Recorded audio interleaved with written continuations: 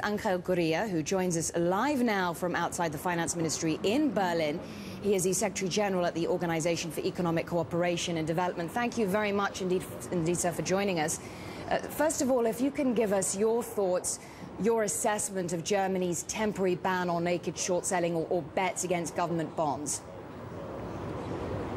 I think it shows a increasing level of frustration with the way the markets have been reacting, and the fact that obviously there is still a level of coordination that is missing among the leaders.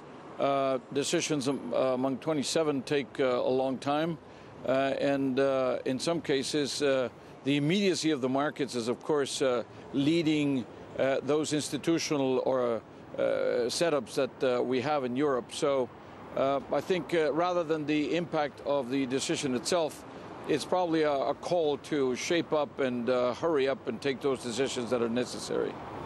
So you're saying that these rules would be more efficient, more effective if they were coordinated with the EU, if other countries like France, for example, followed in Germany's footsteps? Well, these types of decisions clearly have to be followed by others. Already there are a number of countries that have them in place.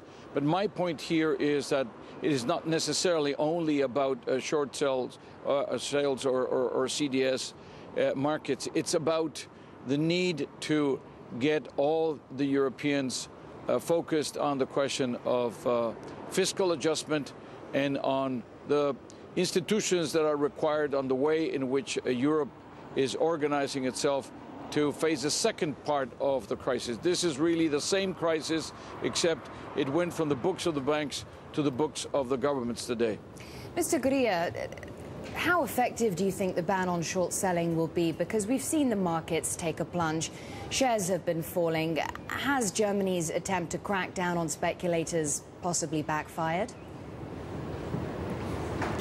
No, I don't think it backfired. I think, as I said, it was a signal. And the question is whether the other countries will follow or not. But in the end, it is mostly a manifestation of the bumpiness of the market today and of the fact that in the bottom lies, rather than a liquidity situation, really a question of the fiscal position, which is the one that really needs to be addressed. That we have €1 trillion or $1 trillion on the table, and that even that amount has not been sufficient to stop the speculation and to stop the rot in the markets. So you're saying that $1 trillion loan package is not enough to stabilize the situation in the financial markets and in Europe as a whole? The problem is that that will help some of the countries that may have liquidity problems in the short term. But in the end, what we're seeing is the demands from the market to say, give me signals that you have things under control and that you are going to respond to the medium and long-term challenges, that you can actually grow besides getting your liquidity situation under control in the short term. So with that in mind, what more needs to be done now? I think besides answering the short-term issues, which Europe has been doing well, the question now is to focus on the medium and long-term issues, both of fiscal consolidation, but also on the structural issues, on the need to grow and on the things that will keep growth going, that will keep sustained growth in the medium and the long term. It's a difficult balancing act, but it needs to be addressed. Mr. Gurria, is Europe doomed to a period of stagflation or even deflation, much like the lost decade we saw in Japan? No, but we do see going forward a period of relatively low growth, of high unemployment and high deficits.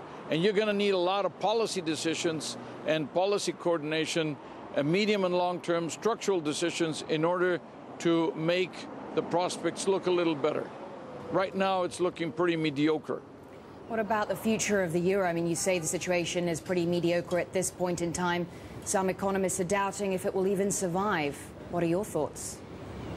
Frankly, I have absolutely no doubt about whether the euro will be there or not. It will be there. There'll be more countries joining the euro.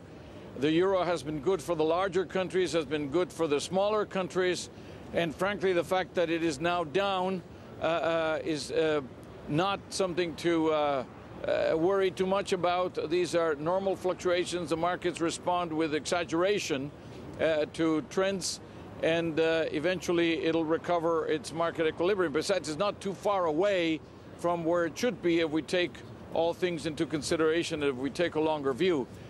Also, the Europeans have been trying to become more competitive, and of course the strength of the euro had been hampering that. So now, with a more competitive euro, perhaps some of those imbalances can be addressed.